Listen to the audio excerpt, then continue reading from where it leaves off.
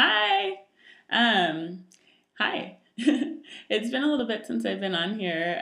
It's been a really busy but really exciting couple of weeks. Two exciting things happened. One, I started dating in the kingdom of God, which is incredible. That was actually one of the ways that God sort of like pulled me closer to Him before I started studying the Bible. About a year before I started studying the Bible, I came across this book called Boy Meets Girl by Joshua Harris, who had also written Why I Kissed Dating Goodbye. There's a subtitle there, but I'm not sure what it is. Um, and I was randomly reading it. I remember reading it on my wardrobe jobs on the sets of different commercials and being like, I don't know why I'm reading this book, and I don't know why I'm agreeing with so much of what it says, but apparently I'm really into this book, which is about the Bible and dating purely and pure marriage. So now that I have studied the Bible and I have actually developed my own convictions, I see that doctrinally that book is not entirely correct, um, but yeah, it really planted this desire for a pure relationship in me. Um, and so, yes, I'm really excited that I actually am dating now.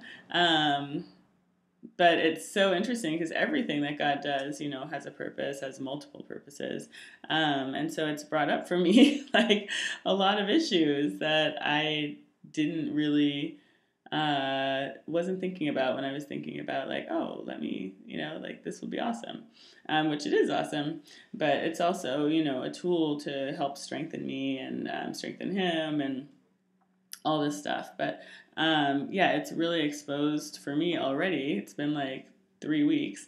What are really big flat sides for me are big weaknesses. And a lot of that is around boundaries and communication. Um, we had a boundaries talk that for me went really weirdly south. I think because I just, I don't know exactly why. But I got this book shortly after that was recommended, also called Boundaries in Dating. It is right here. So this book, Boundaries in Dating by Henry Cloud and John Townsend. And reading just the first 3 pages of the book, I was really convicted. I was like, oh, I don't have any boundaries. I have really bad boundaries. And then I was thinking about, like, well, why is that? And so it's forced me to look at some stuff in my life. And it just is really interesting to me. It's very emblematic, I think, of how Satan works. That a lot of times your sin is really tightly intertwined with your vulnerability or your injuries, your early injuries. Um, so for me, my two big sins are like pride and idolatry. And Yeah, idolatry is basically just being overly invested in anything other than God, like what you can see, what you can control, more or less. And idolatry, which is the worship of many gods, right, is basically at its root being godless, not believing in like the one true God and his authority. So idolatry is in a way of escaping authority while still being spiritual, while still answering that need inside your soul to believe in something outside of yourself.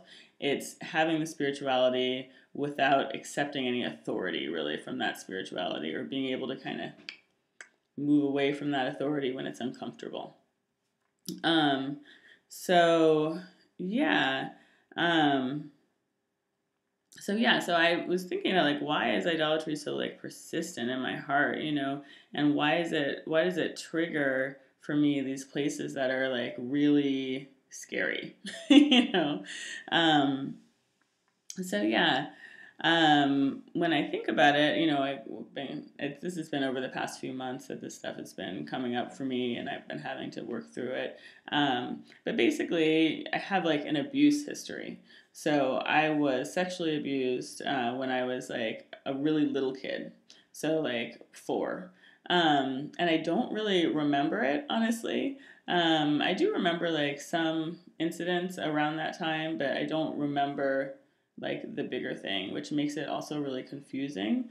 But it's one of those things, and I've talked to a couple other people who have like abuse histories. It's one of those things where you just kind of figure it out and it just like clicks into place, and you're like, oh, actually, the rest of this puzzle doesn't really make sense without this piece. Like, the way that I feel, the weird behaviors that I have, like all this stuff doesn't make sense without this part here about like a really big betrayal of trust and someone teaching me not to have boundaries, at a time when that became the foundation of my operating system, right? So it's really, I just wanted to share this for other people who have like an abuse history. Um, that, yeah, so the way that Satan tends to work is he takes like, there's a big injury somewhere in your past, and then he gets right in there and makes you and encourages you or tempts you to just sin your face off from that injury. So for me, yeah, it's like I was abused or sexually abused when I was a kid. So that's not my fault. That's not something that I wanted or did, or, there's no fault for me there. But then what's come out of it is a lot of sin that is my fault, you know? Um, and I think about like the things that I got from that have become like, persistent stumbling blocks or persistent temptations in my life. Like this feeling of feeling special, there's like a secretive kind of specialness, right? Or like really wanting like a very personal, an overly personal relationship with like an authority figure. Needing like special attention or really responding to special attention, and a feeling of superiority, and just like all this gross stuff. It's like all sin is like really gross and disgusting. And so that's like there's pride in there, and then there's also like an idolatry that's sort of like a self idolatry, like tell me I'm important, tell me that I'm special in order to make all of this okay. Like in order to make this love, this betrayal and pain and whatever that I'm feeling love, it has to be that there's like a payoff that's so much better than what I'm feeling at this moment, than the hurt that I'm feeling, the confusion that I'm feeling. Really, I'm feeling all that because I'm so special, I'm so awesome, I'm so much more loved than anyone else that I get to have this happen to me. So these are very childlike thoughts and attitudes and emotions. But they get stuck in there at this place that makes it hard to even pull them out to see. I feel like once you can pull them out and look at them, you're like, that doesn't make any sense. And like all of these things that, that you might end up chasing after, like that's like if you chase after attention from men, basically, or attention, just like that feeling of being like special or irresistible or like, really, like there's something about you that's just so awesome, which like everybody is beautiful, everybody has something awesome about them, but if that's like something that you that is like a default for you, there's probably like an issue there as well. um so yeah, just like when you're able to like pull these things out and look at them, you're like, wow, that's really disgusting, and like that's really like not true, and it's really not like none of those things are love. Those things are things that actually like trap you and are pain based. They're all based in pain, and in insufficiency. Um, but they can feel like things that are going to satisfy you. If you just have more of this, or you just have the right kind of attention from the right kind of person, or whatever, then you're going to feel better and happier. Um, so yeah, for me, like I know that I've been in lots of situations in my life that have been like deeply inappropriate, and they all kind of have the same pattern of like really wanting someone extra special to take notice of me, and having like sort of like a special but kind of secret relationship with them. Um, and yeah, I mean, it's just gross. But the upshot is, the thing is that, like, this is not something that I can heal on my own. This is not something that I could self-help my way out of, you know? Like, it's good to see it, but it's something that I'm not able to heal. It's something that I have to give to, that I need the blood of Jesus to heal. Um, you know, when I was studying the Bible, when I was going through my sin list, counting the costs and whatever, like, this stuff was not even on my mind. This is not something that I was able to even handle until having been a disciple already for almost a year, you know, because God knows what you are able to handle and what you're not. And for me, this is such like a sensitive little fragile area that I probably would have just broken down and shut down, you know, if it had been mishandled. Um, but anyway, I just want to encourage you to be gentle with yourself if you have these issues, but also really to work on building structure. Because, yeah, that was one of the big things that I realized, is that I don't have much structure around my emotional life. That makes it hard to communicate how I actually feel, because a lot of times I don't know how I feel because I'm so focused on how other people feel or what I need to do in order to get people to feel in a positive way towards me. So that makes me dishonest, actually. It makes me not able to just tell the truth, because because I suppress my own truth in order to get what I feel like I need, which is approval.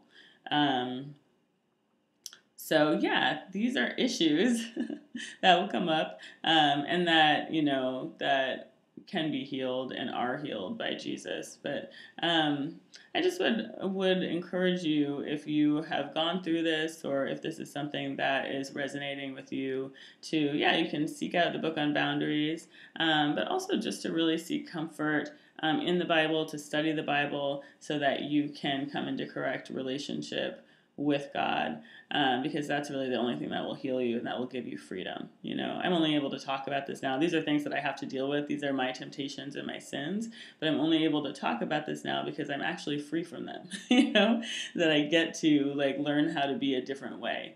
And I have to realize that I'm like a total baby in this, and that I don't know how to be, you know, be truthful, be wholehearted in the way that God calls us to be. But I'm also not bound by this past, even though it's, you know, even though it feels overwhelming, it's not something that actually holds me. Um, so anyway, I would encourage you to seek that freedom as well, if that's something that's in your past. And yeah, I hope this is helpful. Please do get in touch with me, Samira, Samira, .franklin@gmail.com, if you would like to study the Bible and get freedom yourself. Okay, thank you so much for watching.